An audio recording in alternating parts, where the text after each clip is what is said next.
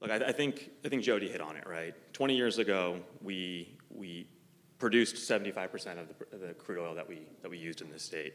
Over the course of 20 years, we've dropped now to about 22%, I think is the latest number. And so there is no doubt that there is fluctuations in the market that have impacted business decisions, right? And for us, some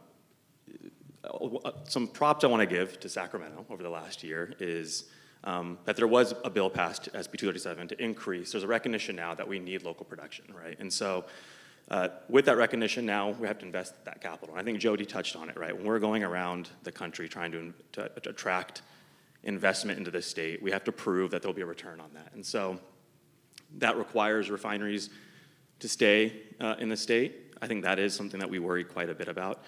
But I think there is a little bit of optimism kind of going forward that we will get back to a level of production that will help stabilize the industry. We're talking about with production going down of crude that we have to look at potentially importing. But I look to the towards the east, and I look at Texas, and there's a lot of production in the Permian. We've been hearing all about it. Why doesn't that production come here? Why do we have to import it? Any sense of how come we don't just bring it from our neighbor? I mean, the answer to this is only simple. There's no pipeline to bring, right? It'll be more difficult to bring it on a barge, and the emissions associated with that, right? I think the state is blessed with two things. We have a ton of natural resources under our feet, and we have the infrastructure above ground to process those resources, right? And so from an economic standpoint and from a logistics standpoint, it's really hard to bring it in any way other than either driving it in or shipping it in. Can I add to that? Thanks, Jazz. I absolutely agree with Jazz, and I will also say that there have been policies that have been passed in this state that have impacted the ability to even drill for oil. So that is a concern. There haven't been any permits issued up until SB 237 was passed last year in the last legislative session, which we're incredibly thankful for, and it was a fantastic baby step in the right direction, but it hasn't even brought the permit levels back up to where they were before COVID. So prior to that, our industry couldn't even drill, even if we wanted to, and they know the resources there. We have an amazing resource-rich state, and the Central Valley of California in particular, that crude is there. And we are also not able, and Jazz and other companies, to use well stimulation for that activity, which some people know it as fracking, and that has really had a negative connotation to it. However, prior to that being banned in the state of California, we had been doing that for over 60 years safely, without incident. And it is a very efficient process that allows us to get more of that crude out of a single well, which doesn't that make more sense than drilling more and more wells, actually making the wells that we currently have more efficient?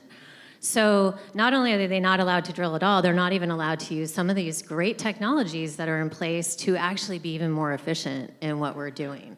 So it does make us dependent on other states, other countries, and it impacts jobs, it impacts the economy, and it's something we should all be concerned about. Yeah, you mentioned SB 237. Can you just unpack that a little bit and say that what that is?